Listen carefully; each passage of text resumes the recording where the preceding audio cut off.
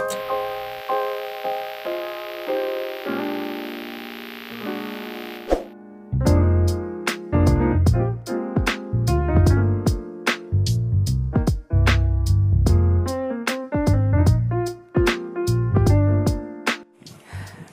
semuanya, jadi ini aku mau bikin reading vlog lagi untuk bulan Februari. Dan untuk bulan Februari ini aku mau baca The Murder of King Tut, atau bahasa terjemahnya jadi Pembunuhan Raja Tut, yang ditulis oleh James Patterson dan Martin Dugard.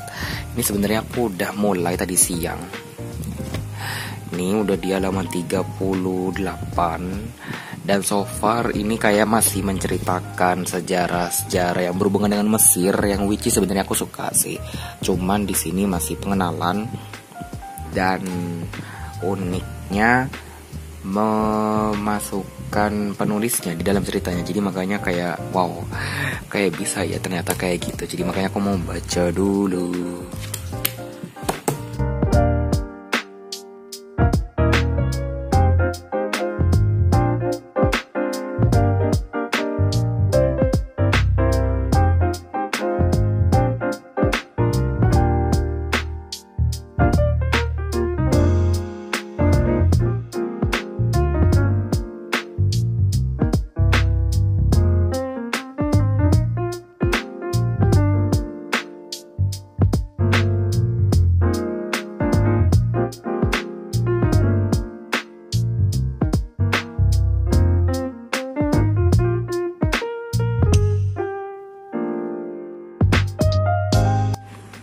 Dan di sini aku mau kasih sedikit informasi kalau aku lagi sebenarnya sudah baca buku ini, dan aku bacanya ini dalam rangka baca barengan sama Kak Ica dari channel Kedik Books gitu kan. Dan aku suka banget sih pokoknya dengan ini. Intinya aku suka banget dengan novel ini yang bener-bener ya Allah, gila banget ini, crazy banget deh. Dan gara-gara novel ini aku jadi pengen memperbanyak buku-buku karya Terelie lain sih. Dan karena aku waktu itu dapat kesempatan menang giveaway Gramedia Digital, aku berencana untuk baca beberapa judulnya Terelie dari situ. Tapi aku masih nggak tahu, doain aja ada waktunya ya, karena sekarang aja TBR aku tuh sebenarnya masih banyak sih yang harus aku baca di bulan Februari. Kalau waktunya nutut mungkin nanti aku akan baca, tapi nggak tahu juga. Pokoknya aku suka banget. Kok mungkin diskusinya itu tanggal 26, mungkin ya bener ya, mungkin saat tanggalnya sama dengan tanggal naiknya reading vlog ini. Jadi makanya kalian bisa stay tune aja. Pokoknya aku suka banget dengan novel ini segala-galanya deh. Mungkin nanti kita akan ketemu di live discussionnya yang ngebahas novel ini. Jadi makanya tungguin terus. Dan aku juga mau cerita lagi nih. Kemarin itu aku juga menyelesaikan buku yang ini nih, Mitos dan Fakta Kesehatan. Dan ini beneran sumpah lebih bagus lagi, bagus banget deh pokoknya nih. Sampai sticky notesnya tuh aku rela habisin karena emang bagus semuanya, hampir semua bab itu di sini bagus. Aduh maaf ya ini kok cahayanya. Pokoknya aku suka deh, banyak banget pemahaman baru di dalam sini. Mungkin nanti aku akan bahas lengkapnya di wrap up atau di blog ya, mungkin ya, as always lah ya.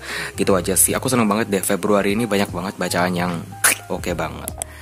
Oke, aku lagi break dulu online class. Oke, ini aku mau update dulu ya mengenai buku ini. Kemarin aku udah selesai sampai di halaman 100 pas. Kemarin itu aku nggak sempat update lagi karena udah malam banget gitu dan aku keburu tidur. Dan kemarin itu aku baca buku ini tuh dari tanggal 14 Februari dan sekarang sudah tanggal 15 Februari itu ya, tanggal 15 Februari. Dan ini agak sedikit cerita ya mengenai online school lagi, karena di sini kasus COVID itu naik banget. Jadi makanya kayak hampir rata-rata 90% sekolah di sini itu udah pada ditutup dan jadinya online school lagi deh. Tapi nggak apa-apa.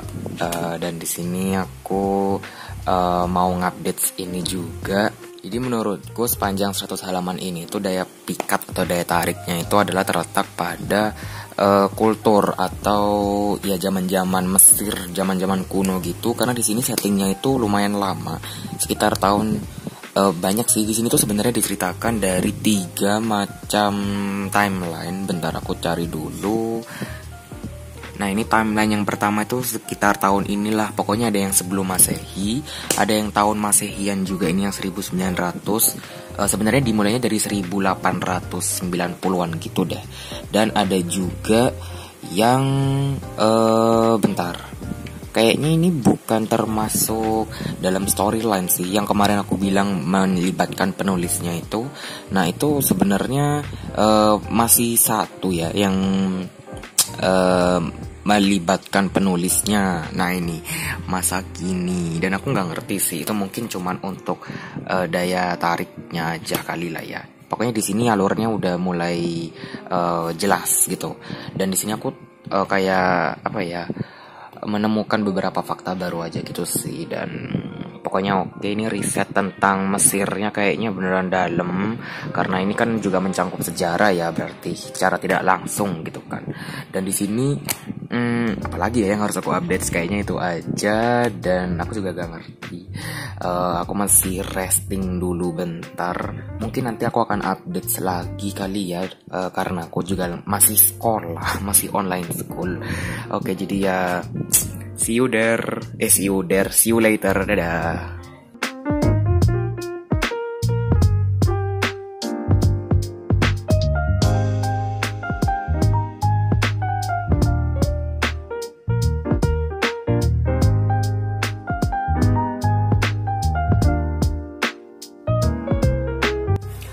Oke, aku sekarang mau update progres mengenai baca ini, The Murder of King Tut. BTW, mohon maaf kalau misalnya gelap karena di luar lagi mendung dan hujan gerimis gitu sih.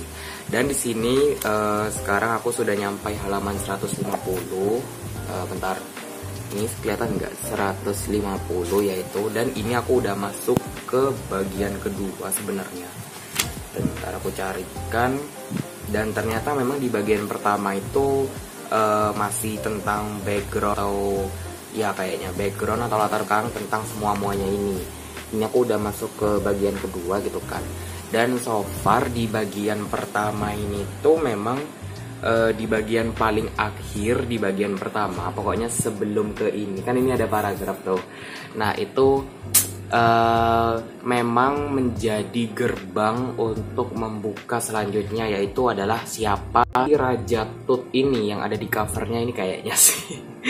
Pokoknya karena di sini membahas tentang Raja Tut gitu kan, makanya dikasih tahu dulu siapa sih sebenarnya backgroundnya kayak gitu lainnya. Dan BTW ini kenapa ya kok agak kadang nge-freeze gitu kameranya, aku juga gak ngerti kenapa.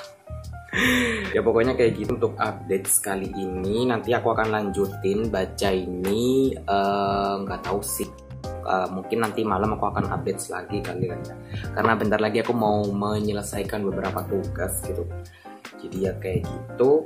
Dan mungkin kalau kalian pengen tahu gambaran secara singkatnya mengenai novel ini, mungkin ini tuh sebenarnya cerita tentang bentar, aku lupa juga namanya. Carter ya namanya kalau nggak salah. Howard Carter ya, nama tokoh utamanya tuh Howard Carter. Jadi dia ini tuh kayak secara tidak sengaja jadi suka banget mempelajari sejarah-sejarah di Mesir gitu. Dan dari situ dia memutuskan untuk mencari beberapa makam dari para petinggi-petinggi Mesir yang dulu gitu loh, kayak ini, kayak Sphinx gitu deh intinya. Kalau salah mohon maaf ya. Ya pokoknya kayak gitu deh. Dan jadi dari situ dia menemukan beberapa hal-hal yang baru gitu. Tapi sayangnya suatu saat ada suatu hal yang bikin dia itu akhirnya jadi didepak, diusir dari pekerjaannya itu. Pokoknya ya apa ya, kasihan juga sih, karena itu kan pekerjaan yang dia sukai gitu kan. Dan dari sini sebenarnya masih kepotong dari bagian itu, karena yang diceritakan lagi itu adalah kisah di sebuah istana ya, pokoknya di zaman-zaman sebelum Masehi itu, yang which is menceritakan kisahnya si Raja Tut ini. Jadi ternyata nggak sembarangan juga sih kisahnya si Raja Tut ini. Jadi kayak wow juga backgroundnya gitu loh. Dan lumayan ribet kalau menurut aku sih. Tapi untungnya narasinya penulis tuh enak banget. Jadi kita ngikutinnya juga lancar, meskipun di sini tuh temanya mungkin tentang sejarah, tapi narasi dan juga deskripsinya penulis tuh enak banget jadi pokoknya di dalam sini.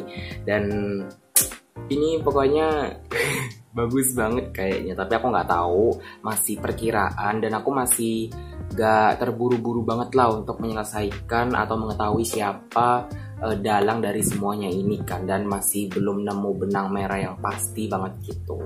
Tapi aku suka banget dengan gaya penceritaannya, pokoknya enak banget. Suka banget. Aku akan update lagi nanti ya.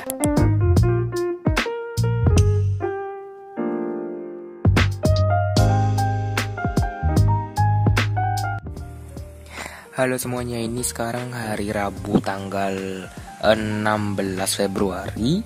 Dan sekarang aku mau update mengenai progres bacanya ini. Dan aku udah nyampe di bagian ketiga ini ya, bentar. Mana sih? Bentar. Nah ini nih bagian 3. Dan ternyata di bagian kedua menuju akhir tuh jadi enak banget. Bukan enak banget sih, lebih tepatnya babnya jadi dikit-dikit. Dan FYI di sini emang babnya tuh dikit-dikit gitu loh. Jadi kayak satu chapter gak nyampai 10 halaman. Kayaknya 10 halaman kayaknya bakalan paling banyak. 5 aja kayaknya paling banyak deh sepengalamanku gitu kan. Pokoknya dia short chapters gitu. Terbukti dari ini aja udah bab 67. Biasanya kalau di novel-novel biasa kan paling ini masih bab 13, bab 8 ya gitu enggak sih. Dan menurutku di bagian kedua ini tuh lebih banyak mengenai kehidupan si Raja Tut atau Tutankhamun. Ini ada namanya nih, Tutankhamun. Pakai khodam, Khamun. Ya pokoknya kayak gitu. Dan di sini diceritakan bagaimana sih kehidupannya Tut aja ya nyebutnya Tut ini tuh bagaimana kehidupan ketika dia itu harus perang pada pertama kalinya. Terus bagaimana dia itu harus apa ya istilahnya tuh, dia juga berusaha untuk memiliki keturunan. Ya pokoknya ribet banget deh. Dan di sini aku makin tahu kalau ternyata struktural keluarga dalam kerajaan Mesir yang dulu-dulu tuh ternyata juga ribet banget, gila. Kayak ini pohon keluarganya gimana ya. Intinya kayak gitu. Dan di bagian kedua ini aku juga sedikit merasakan emosi yang diaduk-aduk. Itu tadi kalau misalnya dari ceritanya si Tut. Dan di sini kalau dari ceritanya si Howard Carter yang adalah salah satu tokoh utamanya juga. Howard Carter itu dia kasihan banget sih, karena dia itu masih pengen untuk menemukan makamnya si Raja Tut ini, yang katanya Raja Tut ini tuh adalah raja misterius gitu, dan makamnya nggak pernah ditemukan. Dan si Carter dan dia punya majikan baru namanya Carnarvon ini ingin membuktikan gitulah ya, gimana sih progresnya gitu. Tapi kasihan banget, sampai saat ini dia tuh masih kayak dianggap atau dipandang sebelah mata gitu sama orang-orang. Dan pokoknya aku suka deh dengan sikapnya yang optimis banget.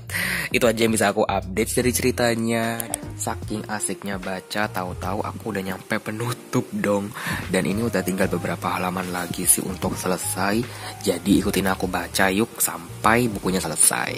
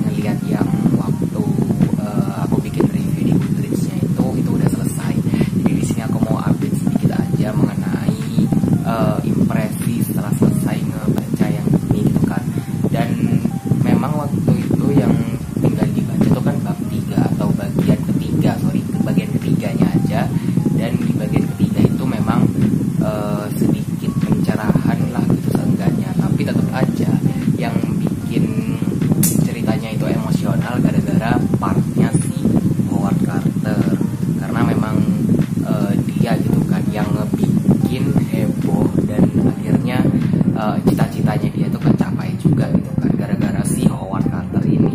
Tapi ya tetap gitu, kasihan si Howard Carter itu karena dia masih dipandang sebelah mata. Terus kemudian bagaimana orang-orang itu masih apa ya, kayak nggak berterima kasih gitu sama Howard Carter. Dan kemudian untuk di sisi si Raja Tut, kayak wow, ada plot twistnya gitu dan kayak agak nggak make sense, tapi itu tetap waktu diungkapin bikin shock sih. Ternyata pembunuhannya tuh pembunuhan berencana gitu sih katanya. Jadi makanya shock siapa dalang dibalik semuanya ini gitu kan. Pokoknya ngebaca novel ini bikin mixed feeling banget. Bikin kayak yang satu kesel, di satu sisi sedih, di satu sisi lagi seneng, di satu sisi lagi tuh tegang gitu kan. Jadi makanya bingung ini tuh kayak tapi aku suka bagaimana kedua penulisnya ini, James Patterson sama Martin Dugard ini tuh ngeriset ceritanya dan ya pokoknya jadi cerita yang bagus. Dan juga di sini dikasih lihat gitu loh kayak karakteristik atau ya karakteristik orang Mesir asli itu gimana.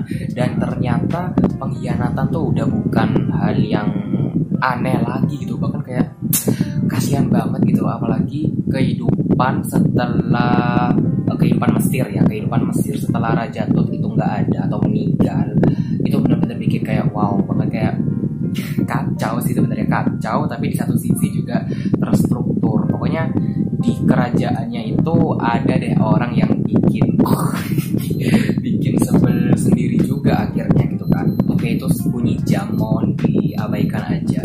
Dan pokoknya setelah selesai membaca novel ini, impresiku bener-bener wow banget. Oh ya, di sini aku mau nambahin satu lagi. Di setiap akhir babnya itu James Patterson benar-benar bisa banget bikin kalimat yang bikin kita tuh jadi pengen balik-balik halaman-halamannya terus. Dan di sini memang chapternya tuh pendek-pendek seperti yang aku bilang kemarin gitu. Ini kayak lah itu kan.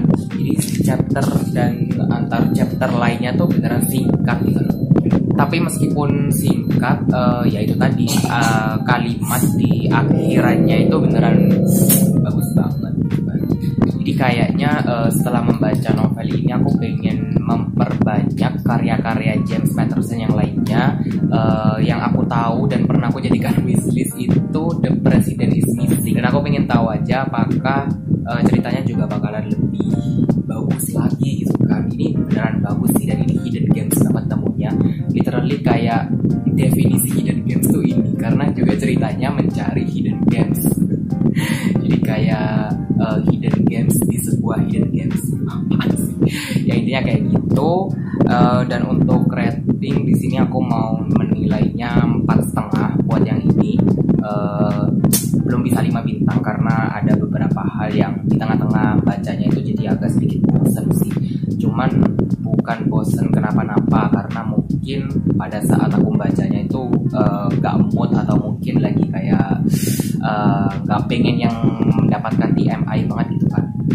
Jadi makanya belum bisa 5 star full. Tapi gak apa-apa, ini udah oke banget. Dan makanya aku mau akhiri dulu reading vlognya sampai sini. Makasih banget buat yang sudah nonton, and